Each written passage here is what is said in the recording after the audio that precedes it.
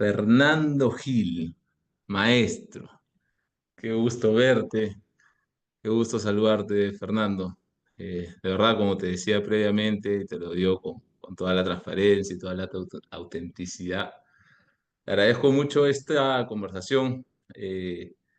Sabes que eres una persona muy importante para mí. Creo que ha sido un hito en mi vida conocerte hace 10 años, si no son más, ¿no? Wow. Donde inició todo el viaje del coaching ahí a mi vida. Creo que fue por una ruta donde fue clave conocerte. Así que gracias de corazón por este espacio que, como te mencionaba, tiene el propósito de hablar de la fe o de la espiritualidad. Y bueno, quería comenzar preguntándote algo que quizás muchos conocen, pero no quería dejar de hacerlo. ¿Quién es Fernando Gil? ¿Cuál es su propósito y su razón de ser en este mundo? Wow, tremenda pregunta. Primero, darte las gracias, Hans. Ha sido realmente tremenda, agradable sorpresa el contacto inicial y encima la invitación ya es algo pues, que me mueve, que me conmueve y escuchar tu agradecimiento. Como digo yo, uno hace las cosas por un mandato divino, ¿no? Sin necesidad de recibir una recompensa. Pero en el lado humano en el que me encuentro, siempre el reconocimiento y el agradecimiento lo recibo con el cariño con el que ha salido. ¿Quién es Qué Fernando bueno. Gil? Fernando Gil ha ido evolucionando. Yo creo que han habido tres etapas importantes en mi vida y creo que no sé si estoy entrando a la cuarta o es parte de la tercera, ¿no? En la primera etapa, Fernando Gil ha sido el hacedor, el doer, ¿no? Y hay que hacer, hay que hacer, hay que hacer, ¿no? Entonces era el que impulsaba, ¿no? Y cuando trabajé en un banco en Estados Unidos, Mm. me decían problem shooter, ¿no? El Gingy, ¿no? Haciendo referencia al hebreo, ¿no? Porque yo era, como que el que resolvía los problemas, el que tomaba decisiones, el que daba las soluciones, ¿no?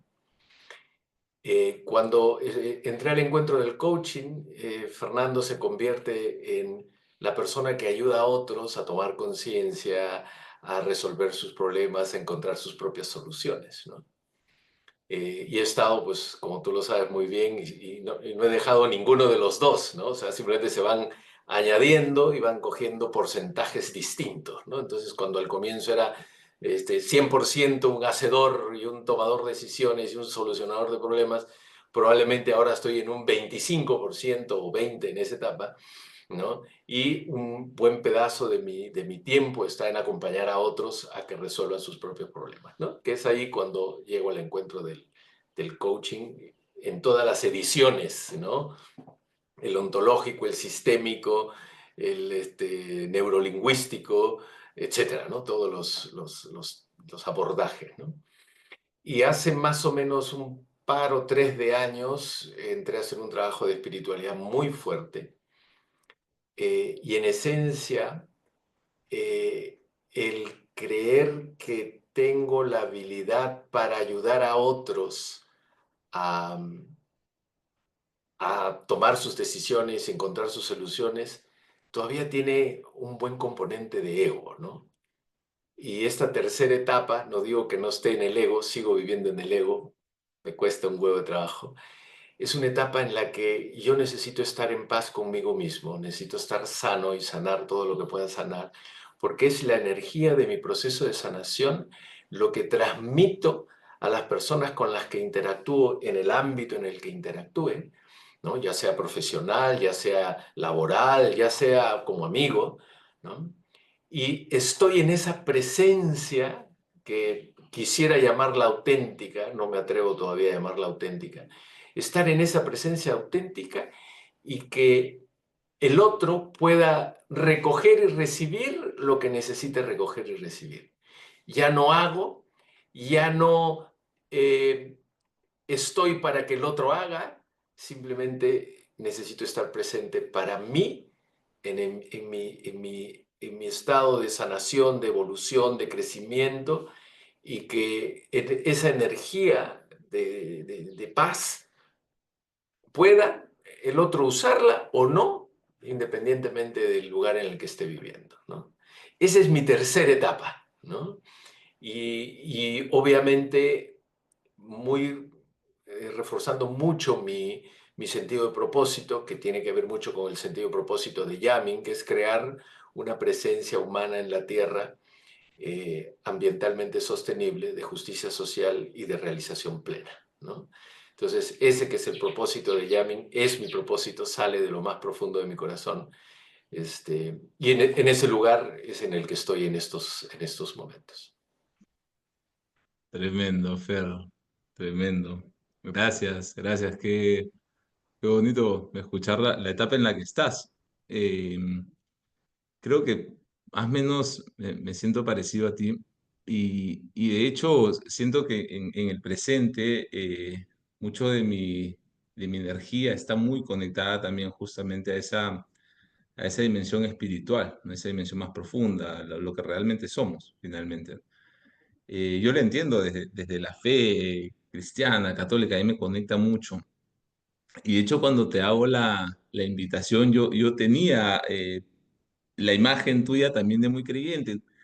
No sé, quizás en algún momento lo hemos conversado, pero tenía esta idea y cuando te escribo, y si me permites, tu respuesta fue genial, ¿no? Porque me dices, yo no sé si seré el más adecuado para hablar de fe, ¿no? Soy muy espiritual, pero no religioso. Puedo parecer revolucionario y hasta hereje, ¿no?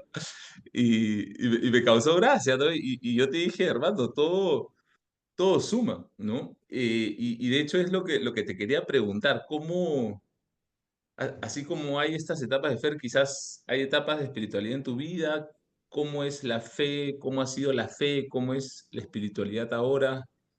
¿Qué, qué mirada tienes al respecto? Sí, el proceso evolutivo en mi fe, ¿no? Que no la niego, está allí, pero no es de la misma manera que la entienden muchas personas, ¿no? Eh, Mi creencia es que no existe un Dios allá afuera, sino que somos Dios.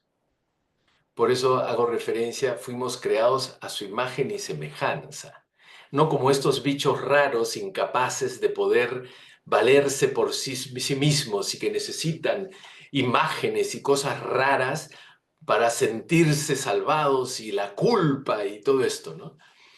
Eh, Esa parte de la fe, no sé, no quiero llamarle ni siquiera fe, pero bueno, esa parte de lo que la gente suele creer es en la que yo no creo. ¿Eh? Por lo tanto, yo no voy a buscar un Dios afuera a ver si me salva. Yo no le voy a rezar a ese Dios que está allá arriba, porque está acá adentro. O sea, Dios no puede haber creado seres menores. Solo puede crear a su imagen y semejanza. 100%. Pero nos han hecho Y, creer que somos seres inferiores. y ese es un buen punto, Fer. Y sabes que yo últimamente estoy muy conectado con esta sensación o idea de que a los ojos de Dios, todos somos iguales. Dios mira con el mismo amor a todos, ¿no? Y eso es, te digo un poco lo que es, creo que también el mensaje. Dios mira con el mismo amor a todos, ¿no? Eh, a todos, ¿no? Solo que obviamente nos da el libre albedrío y ya desde ahí uno toma acciones y tienen consecuencias, pero Dios nos mira con el mismo amor a todos. Y creo que lo que nos plantea Dios, y que es como que el resumen de sus planteamientos o mandamientos o direcciones, como lo podemos tomar, es eso, ¿no? Es, oye, ámense unos a otros como yo los amo, es decir, mírense como yo los veo, con este amor donde todos son iguales, donde todos son grandiosos, donde hay luz divina, donde hay amor infinito en cada uno de ustedes. Entonces, yo, y mira, desde mi creencia cristiana, católica, yo siento que lo que has dicho no me suena disonante incluso a mi fe, ¿no? Yo tengo muy claro, y es parte de lo que dice Dios, que está en uno, el Espíritu Santo, ¿no? Dios, como que están en ti. Y de hecho, cuando dos o más se reúnen en su nombre, como Él dice, Él está presente también, porque está en la gente que se reúne en su nombre, ¿no? Entonces yo veo ahí mucha coherencia, ¿no? esta idea, como dices, de un Dios ajeno, externo, castigador, incluso muchas veces, como lo mencionabas, yo creo que se aleja incluso un poco del mensaje central de, de- de la fe, como digo, que yo veo, ¿no? Y lo de la culpa, tú sabes que hace poco hablaba con mi hermana también, y ella tiene un poco esta mirada también, ¿no? Muy espiritual, pero no tan religiosa, ¿ya? Y ella me dijo que algo de lo que más la distanciaba era esta mirada de que la mirada católica quizás te da mucha culpa, ¿no? Y más no quería a veces llevar a su hijo a la iglesia para que no se haga sentir por mi culpa, ¿no? ¿Y sabes qué me resonó a mí cuando hablaba con ella? Que Dios no te invita a sentirte culpable, ¿no? Más bien, Dios te invita a decir, oye, a pesar de lo pecador que eres, y creo que todos somos muy pecadores diariamente, ¿no? Por pensamiento, por palabra, por obra, por omisión, todos vivimos pecando, ¿no? Y Dios lo que nos dice es, creo, así tal cual eres, yo también te amo. Infinitamente, inmensamente, yo también te amo, con tus imperfecciones, con tus defectos, ¿no? No es, creo yo, un planteamiento de te voy a castigar, ¿no? Que creo que nuevamente es una lectura que incluso creo que cambia a Jesús en su mensaje. Creo que lo más lindo que nos deja Jesús en su venida es, oye, Dios no es un padre castigador, Dios es amor para todos y no solo para los buenos, ¿no? Sino sobre todo para el pecador, para el pobre, para la prostituta, ¿no? Para la gente que era tan juzgada en ese momento. Él dice, esto no es así, Dios nos ama, ¿no? Y creo que también nos deja eso, Dios está en ti. O sea, creo que es muy coherente con lo que menciona. ¿Te hace sentido lo que digo? ¿Te resuena? ¿Dónde quizás por ahí podrías ver alguna otra diferencia entre quizás esta mirada de la fe y de la religión con la espiritualidad que percibe a un Dios dentro de uno? Em, o sea, estamos alineados en gran parte de la razón de ser de esta venida nuestra al mundo. Sin embargo, por rato sí siento como que ahí donde hayan cuatro reunidos en mi nombre, ahí estaré yo. Y si no están cuatro reunidos en su nombre, entonces ya no está Él. ¿Necesito que hayan personas reunidas para que Él esté o ya, ya está Él en cada uno de nosotros, ¿no? Cuando a veces hablo sobre el trabajo en equipo, ¿no? Digo, trabajar en equipo es tremendamente importante y trabajar bien en equipo, porque cada uno de los miembros del equipo tiene un pedacito de la información de Dios, de la divinidad, ¿ok?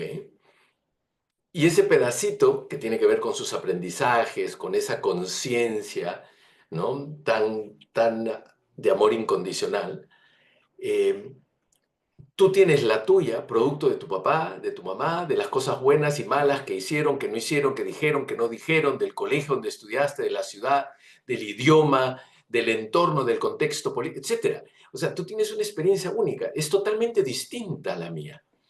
Y tu experiencia te ha hecho ver ciertas luces, te ha conectado en una serie de oportunidades al amor incondicional que para mí es Dios, ¿no? Y a mí son otras distintas. Entonces, cuando yo comparto las mías, tú estás conociendo esa parte de Dios que no tienes manera de conocer si no es a través mío, porque no has vivido las mismas experiencias. Y lo mismo pasa cuando yo te escucho a ti y digo, wow, qué rico lo que me está diciendo.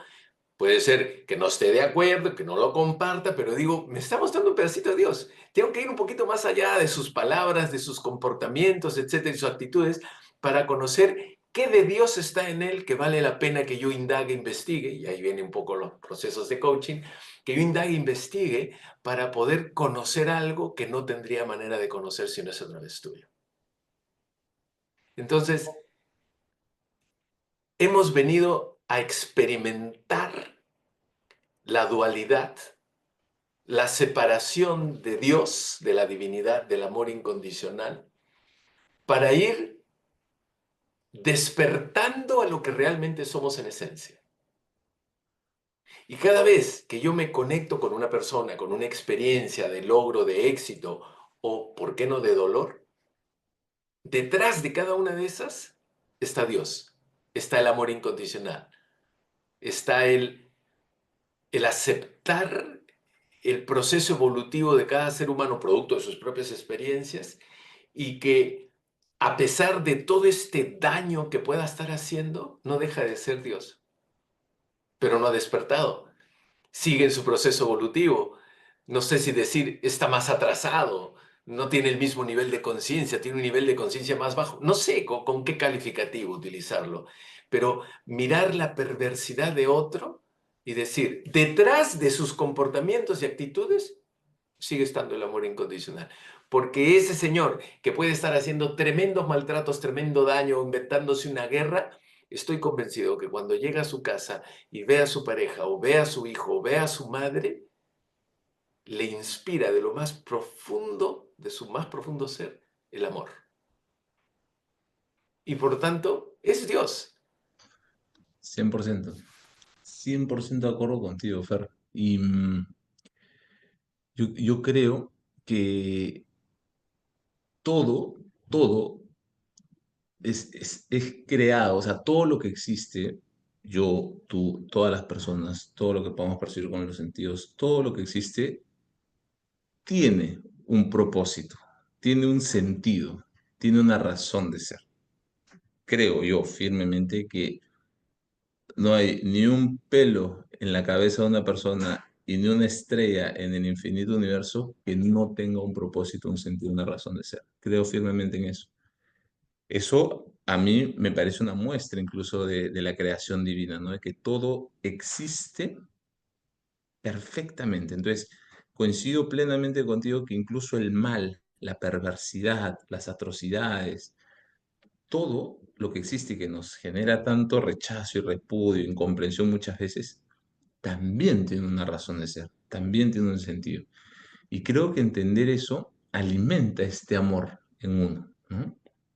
Y creo que cuando uno busca alimentar ese amor incondicional, que parte de, ¿no? Ámate a ti mismo, ¿no? Para eso tienes que amar a Dios. Qué difícil amarse a uno mismo sin amar a un ser superior, que es uno mismo, como dices, ¿no? Pero como que esta claridad de que no es un amor a tu cuerpo, ¿no? Y a esto que es tan rapidito y tan cambiante, ¿no? Sino es un amor a esa divinidad que eres realmente, ¿no? Entonces, desde ese amor a uno mismo, entonces, eso es lo que tú vas a poder mirar en los demás. Cuanto más amor tienes hacia ti, más amor hacia los demás, ¿no? Cuanto menos amor hacia ti, menos amor a los demás, más necesidad de ser amado, más necesidad de ser reconocido, más necesidad de ser aceptado, y ahí es donde se empieza a enredar todo. Entonces creo que, como dices, el amor incondicional que está en nosotros y tenemos esa capacidad, para mí es también lo que nos dice, o al menos como yo lo entiendo desde mi mirada cristiana, católica, de Dios es amor, ¿no? Dios te ama, Dios te ha creado con un propósito, Dios ha creado todo con un propósito. Por lo tanto, lo bueno, lo malo, lo bonito, lo feo también tiene un propósito. Y lo único que nos pide en esta experiencia humana es amar a uno mismo, a Dios y a los demás. Y pues al final todos los mandamientos y todo creo que se resume en el amor, como bien has dicho, ¿no? Y creo que aprender a vivir de ahí, que es tremendo reto, tú lo decías, ¿no? Muchas veces el mayor enemigo de nuestra evolución es el ego, ¿no? Y yo creo que el ego es justamente el antónimo del amor, ¿no? El ego es el opuesto del amor, ¿no? Entonces creo que cuando buscamos esta práctica del amor incondicional hacia uno mismo, hacia un ser divino o hacia Dios y hacia los demás, es donde empezamos a dar lo mejor de nosotros mismos, evolucionar en una experiencia humana, creo yo, que es un pasito, ¿no? Un paso en una eternidad, pues, que va más allá, ¿no? Creo que lo que hacemos en esta vida es justamente parte del proceso para lo que viene en la vida después, ¿no? Y a mí algo que me alimenta mucho la fe es esta convicción de que con la fe el día a día se me hace más agradable, con más alegría, con más paz interior y el post, esta experiencia también creo que voy tratando de ganarme ahí un lugar, ¿no? Em, ¿Cómo? Te quería preguntar esto, Fer, porque creo que eh, yo soy papá, como tú.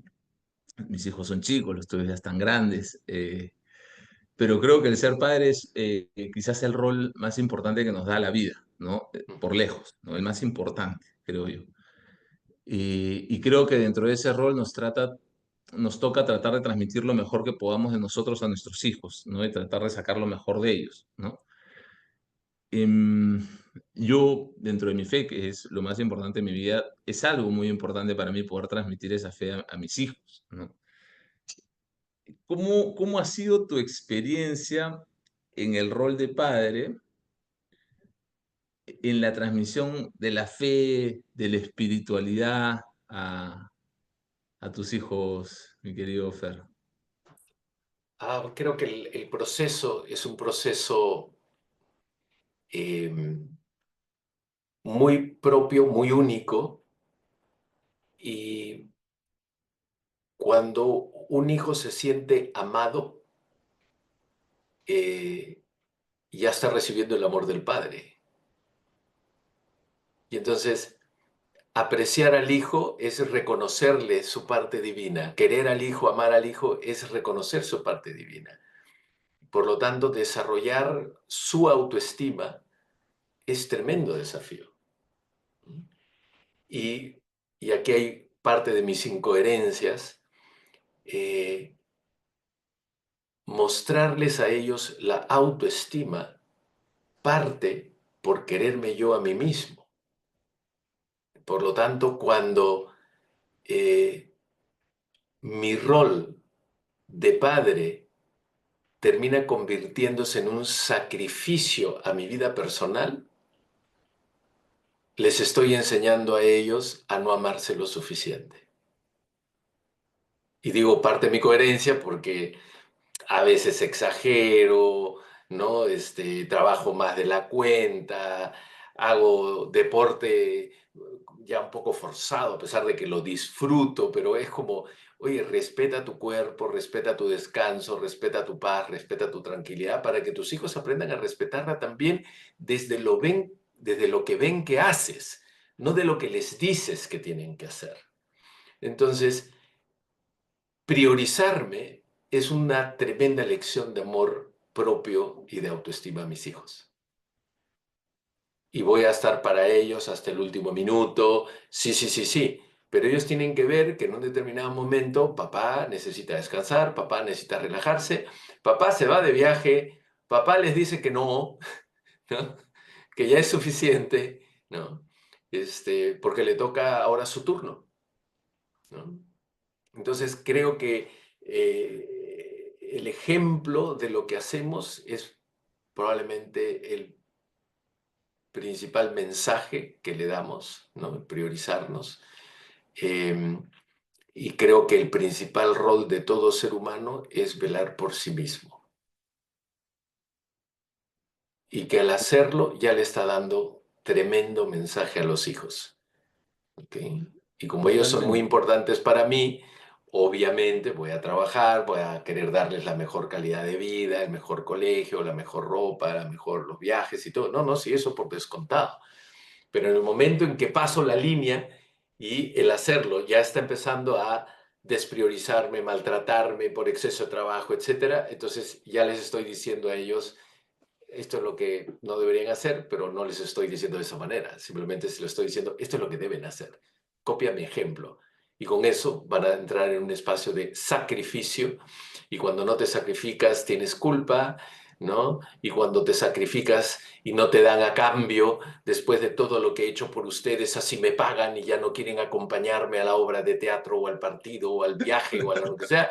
Entonces, más ego que la patada, eso no puede ser amor incondicional, pero ya pasé la línea porque ya es un sacrificio de mi parte, ya no es amor incondicional.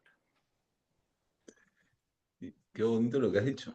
Y al final volvemos al amor, ¿verdad? Es decir, en cualquiera de nuestros roles, incluso en este, o principalmente en este padre, quizás es eso lo que nos toca, buscar amar incondicionalmente a nuestros hijos, que hasta cierto punto se da de manera natural, ¿no? Pero como dices, no podemos dar lo que no tenemos. Entonces es Mm. imposible criar a un hijo con amor incondicional, puro, sano, real, si no se ama a uno antes a sí mismo de manera incondicional, ¿no? Creo que es el punto de partida y creo que ese autoamor incondicional o esa autoaceptación total parte de diferenciar, ¿no? De con nuestras otras prácticas, de ser más consciente de qué es lo que te puede impedir amarte a ti mismo, ¿no? ¿Qué es lo que te puede reducir en algo ese autoamor, esa autoaceptación? Y generalmente son juicios, ¿no? Ideas, creencias, aprendizajes que uno va acumulando de lo que está bien, no está bien, cómo es bueno ser, cómo no, etcétera, etcétera. Y creo que justamente los juicios se rompen con el amor, ¿no? El juicio y el amor creo que son, o sea, tú con amor rompes cualquier juicio, ¿no? Y, y creo que aprender a amarte por existir, ¿no? Por ser, por vivir, no por ninguna otra característica, virtud, cualidad, es clave en esa autoaceptación, autoamor incondicional. Y creo que eso se origina mucho también cuando conectamos con esta divinidad, con este ser, con este Dios, ¿no? Con esta espiritualidad, ¿no?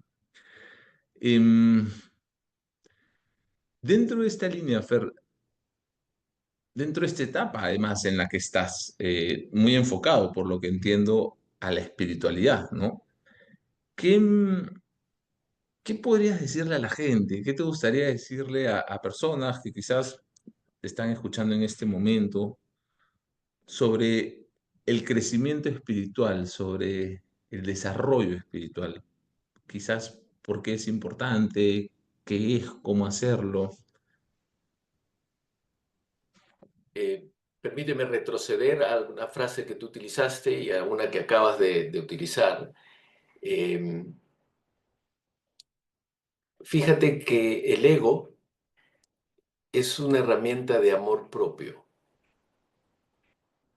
porque el ego, que es hermana gemela o hermano gemela de la mente, han sido diseñados para la sobrevivencia. Cuando se te activa el ego, que por lo general se activa ante una experiencia que gatilla una emoción, es para protegerte y cuidarte. Pero ni la mente ni el ego tienen filtro y por lo tanto, a veces en el afán de protegerte, producto de tus experiencias del pasado, el ego-mente, ¿no? La dualidad ego-mente, terminan exagerando la reacción ante algo.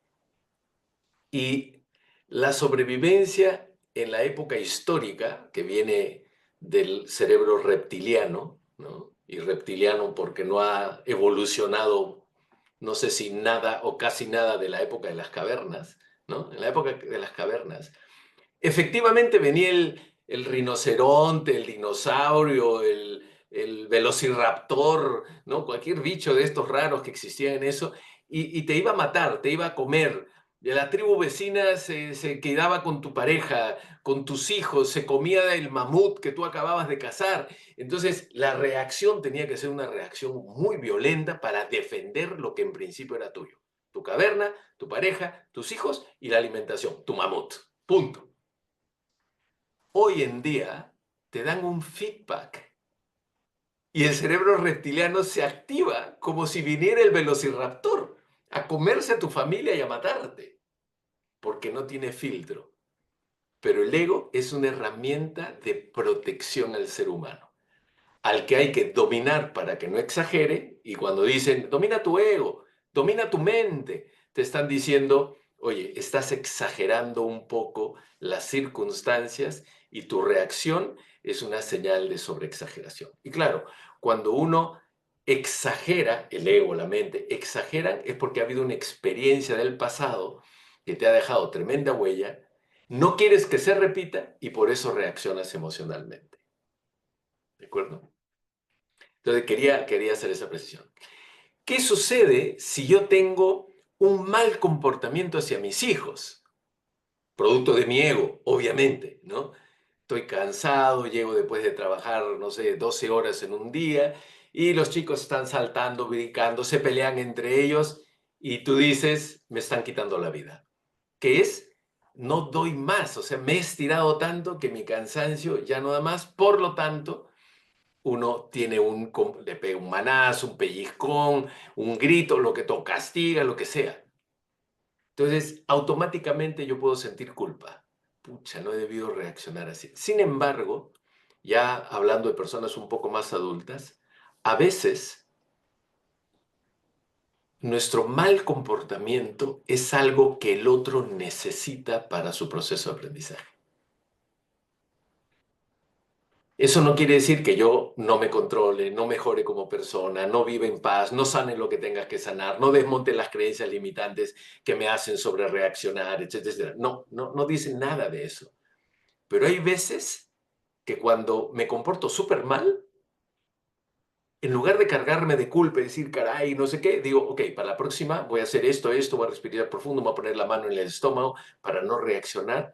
Pero también me pregunto si la otra persona necesitaba de mi reacción para generar su proceso de aprendizaje, para quitarme la culpa. Nuevamente, soy una persona buena, por lo tanto, no disfruto haciendo daño a la gente, gritándola y maltratándola, ¿no? Pero hay veces que estoy en mi cuarto de hora y ¡puc! Reviento, ¿no? Y en ese momento me cargo de culpa y digo, ¿será que la otra persona necesitaba de esta reacción de mi parte? Me has maltratado.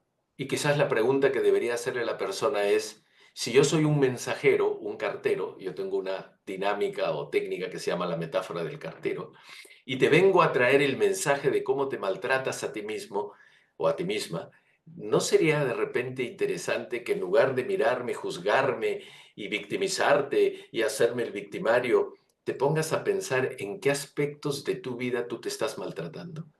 Y entonces nos convertimos en mensajeros permanentes con nuestro buen comportamiento, que está hablando muy bien de lo que esa persona se hace a sí misma, y con nuestro mal comportamiento, que habla de lo mal que se está tratando esa persona a sí misma.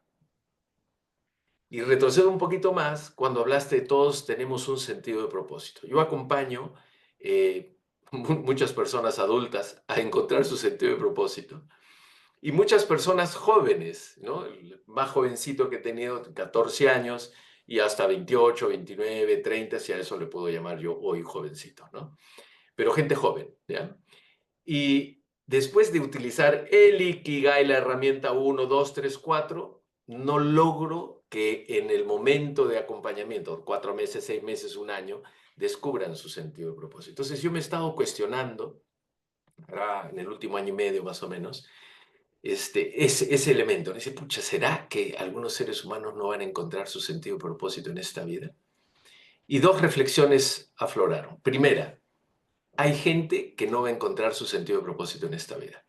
Pero eso no quiere decir que no vivan en excelencia, porque la excelencia en la que vivan hoy los prepara para poder encontrar su sentido de propósito en esa próxima experiencia, no sé si llamarle vida, como le toque vivirla, en el campo cuántico, como energía, como luz, o de repente en una reencarnación, viniendo otra vez a esta Tierra o a otro planeta, a vivir experiencias en las que podrá usar su proceso evolutivo para seguir creciendo. Pero si dice, bueno, como yo ya no encuentro mi sentido y propósito, me tiro al abandono. Ok, su abandono significa que en la próxima experiencia, no sé si llamarle vida, no va a tener la información, la habilidad, el conocimiento, la sabiduría para poder encontrar su sentido de propósito. Y mi segunda reflexión, aprendizaje, fue que todos en esta vida tenemos un sentido de propósito. Y yo lo diferencié, sentido de propósito de la materia, mi vocación, a qué me tengo que dedicar, mi labor social, que de repente no la descubro nunca, y terminé estudiando una carrera que no me llena y no sé ni cuál estudiar, porque ninguna me llena. Ok, no me toca descubrir eso en esta vida, de repente la próxima, ojalá. Pero de lo que no se salva nadie, y ese es el propósito de la materia, digamos, ¿no? Es del propósito del alma. Y el propósito de todos en esta tierra, en esta experiencia concreta que nos ha tocado vivir, es evolucionar, crecer, aprender, trascender, transformarnos, revelar, y lo separo, ¿no? Porque ya está velado, la información ya está, pero hay que hacerla consciente, sanar, etcétera, etcétera, etcétera. Y yo vinculo el propósito de la materia, que es ese propósito que algunos no lograremos encontrar, con el propósito del alma a través de las emociones. En el mundo de la materia, yo me relaciono con mi pareja a la que no me voy a llevar a la próxima vida, llamémosle vida. Ni mis hijos, ni mi casa, ni el dinero, ni el auto. Pero a veces en el propósito de la materia vivo experiencias con el dinero, con el fracaso, con la empresa que quebré, con una gerencia que no me fue bien o que sí me fue bien, con un despido, con una enfermedad. Eso lo estoy viviendo aquí y me va a generar una serie de emociones. Y mientras más fuerte sea la emoción, rabia, tristeza, miedo, asco, vergüenza, sorpresa, nostalgia, envidia, mientras más fuerte sea la emoción en el mundo de la materia, mayor es el aprendizaje que me toca tener. Y la pregunta que yo suelo hacer en ese momento es, ¿para qué te ha tocado vivir esa experiencia? ¿Para qué te tocó esa pareja? ¿Para qué te tocó esa enfermedad? ¿Para qué te tocó quebrar? ¿Para qué te tocó ganar un campeonato? ¿Para qué te tocó todo eso? ¿Qué es lo que te toca aprender en todo ese espacio? Y cuando uno logra descubrir el para qué, no el por qué, sino el para qué, o sea, la profunda lección que determinada experiencia me está trayendo, regreso al mundo de la materia, del propósito del alma al propósito de la materia, en estado de gratitud, de amor, de paz. Mi padre podría haber sido la peor persona, el peor padre, pero si yo descubrir que gracias a él hoy soy el padre que yo hubiese querido tener, pero que estoy siendo para mis hijos, porque si no hubiese tenido un padre tan desgraciado, hoy de repente sería tan desgraciado como él con mis hijos. Pero como dije, eso no lo aprendí, lo trascendí. Entro en un espacio de agradecimiento a mi padre. Gracias, papá, por traerme semejante lección. Pudiste haber elegido ser bueno, noble, sano, etcétera en la vida, pero dijiste, si yo soy eso, mi hijo no logra aprender lo que ha venido a aprender en esta experiencia concreta, así que me toca cumplir este rol, este papel en esta obra de teatro llamada Tierra para que mi hijo pueda trascender. Y si yo no aprendo y me quedo en rol víctima y me sumerjo en drogas o lo que sea, mi padre va a decir, su campo cuántico obviamente, no su mente ni su ego, va a decir, pucha, me sacrifiqué, entre comillas, por mi hijo para que aprendiera y no logró aprender nada. De haberlo sabido, mejor me dedicaba a ser un buen padre para otro hijo que probablemente hubiese podido aprender esa lección. Entonces, sí existe un propósito para todo ser que pisa la tierra, que es su proceso evolutivo, que es su crecimiento, que es su sanación. Y la sanación no solo suya, sino de su árbol transgeneracional, a los padres, a los abuelos, a los bisabuelos y a los tatarabuelos, porque en la Biblia lo dice, hasta tu cuarta generación será castigada si no te portas bien. ¿Ok? Quiere decir que hay una cuarta generación que nos deja una herencia de lo que tenemos que sanar como ser humano para sanar a nuestros antepasados y a nuestros descendientes. Esas han sido mis lecciones últimas en este proceso de desarrollo espiritual en el que estoy. Grande, Fer. Gracias. De verdad que te he escuchado con mucha atención, gratitud. eh, y sabes, mientras te escuchaba me resonaron dos puntos, ¿ya? Uno, cuando hablaste de cómo en realidad incluso el mal comportamiento de alguien puede estar sumándote, por ponerlo en esos términos, porque te hace ver, ¿no? Hay una metáfora muy linda que seguro la has escuchado, pero que a mí me hace mucho sentido, y es que cuando a veces tenemos una herida y alguien la toca y nos duele, ¿Mm?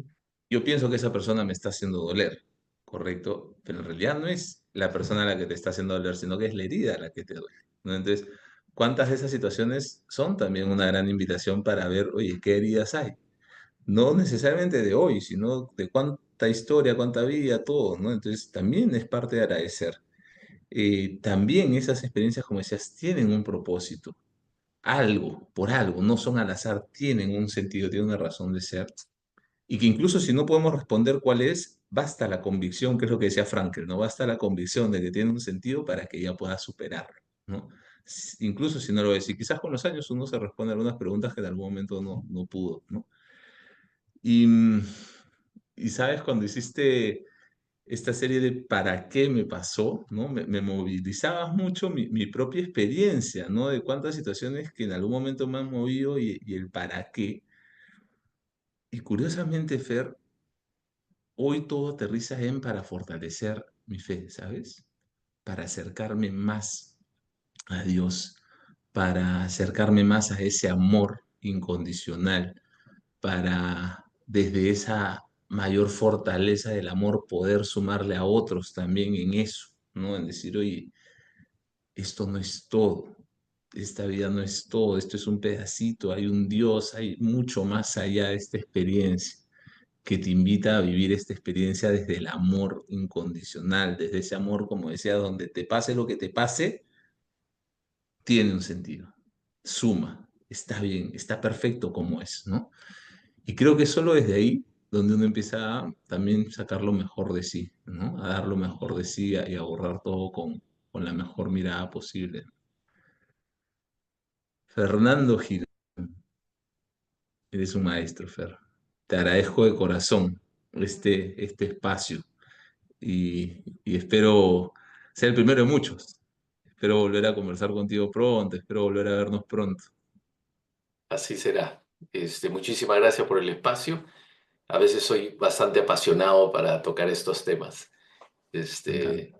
Y a tu disposición para lo que sea necesario. Nos vemos, Máximo Fer. Te mando un fuerte abrazo y que Dios te bendiga siempre, hermano. Siempre. Muchísimas gracias, igualmente, a ti y a tu familia. Gracias, Fer. Cuídate mucho. Chao, chao.